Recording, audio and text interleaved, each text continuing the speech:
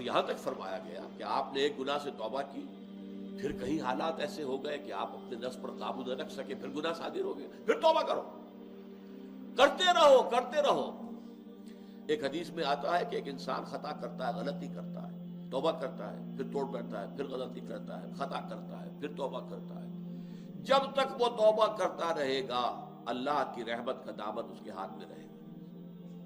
بلکہ ایک جگہ تو آتا ہے کہ ایک مرحلہ آتا ہے کہ پھر شیطان تھک جاتا ہے، چھوڑ دیتا ہے اسے کہ یہ تو توبہ کر ہی لے گا، تو فائدہ کیا میں اسے گمراہ کر کے کسی غلط جو ہے کام کے اندر ڈالوں، تو اب یہ وہ بھی تھک جائے گا۔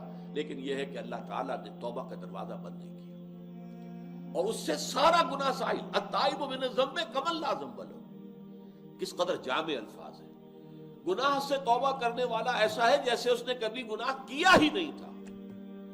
یہ نہیں ہے یلقا اسامہ جو ہے اب اس کی پاداش تو لگی رہے گی، وہ گناہ کے اثرات تو چلیں گے، نسل بعد نسل چلیں گے، نہیں، اللہ تعالیٰ صاف کر دے گا، واضح کر دے گا۔ بلکہ آگے آ رہا ہے اللہ تعالیٰ اس کی برائیوں کو بھلائیوں سے بدل دے گا۔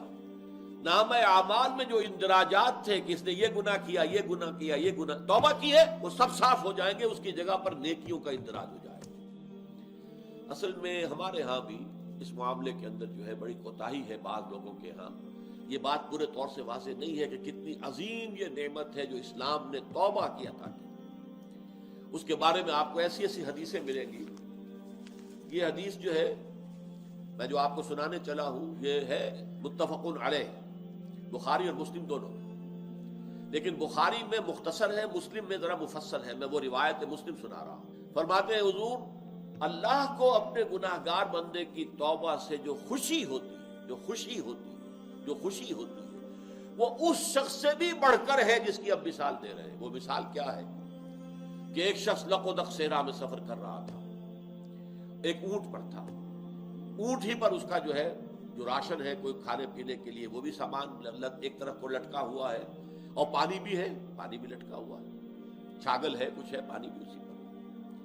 کہیں تھوڑے دیر کے لیے رکتا ہے، اور وہ رک کر وہاں پر آرام کر رہا کسی درخت کے نیچے۔